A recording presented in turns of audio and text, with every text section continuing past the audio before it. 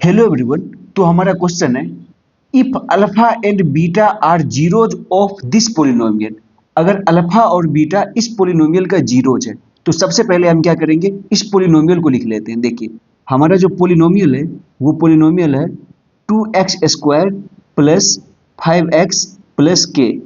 अब कह रहा इसका जीरो जो है वो क्या है, अल्फा और बीटा। तो देखो ध्यान रखना, जब भी पोलिनोमियल का जीरोज हमें दिया होगा तो हमारे पास दो फॉर्मूले हैं, वो हमें हमेशा याद रखना। दो फॉर्मूले क्या क्या है, एक फॉर्मूला है alpha plus beta is equal to minus का बी बाई ए, और एक फॉर्मूला होता है alpha into beta is equal to c by a. ठीक है, तो सबसे पहले लगा लो अल्फा प्लस बीटा का वैल्यू।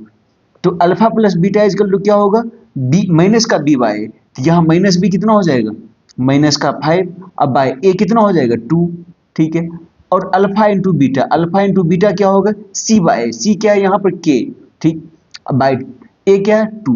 तो ये हो गया अल्फा प्लस बीटा, ये हो गया अल्फा इंटू बीटा। तो क्या फर्स्ट लाइन समझ में आ गया, if alpha and beta are zeros of this polynomial, तो उसका alpha plus beta alpha into beta का वैल्यू निकाल लिया। ये था हमारा फर्स्ट लाइन। अब आगे बढ़ेंगे question, and alpha square plus beta square plus alpha beta is equal to 21/4। और क्या दिया हुआ हमारे पास, alpha square plus beta square plus alpha beta का जो वैल्यू है वो दिया हुआ 21/4।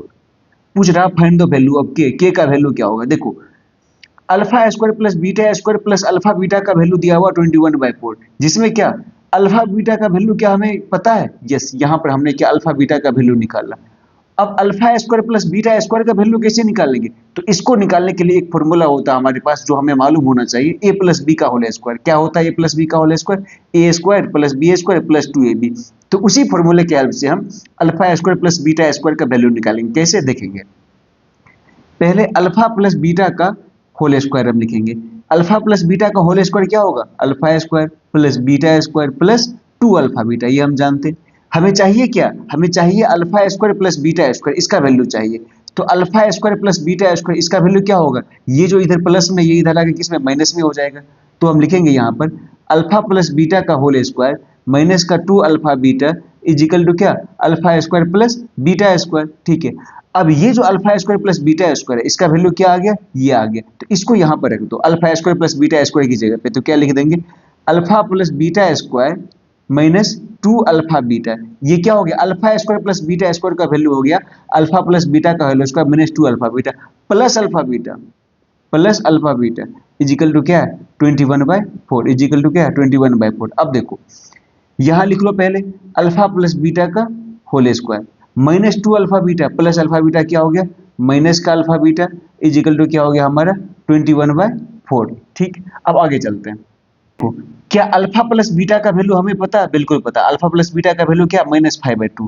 तो यहाँ लिख लो अल्फा प्लस बीटा का वैल्यू क्या है, माइनस का 5/2।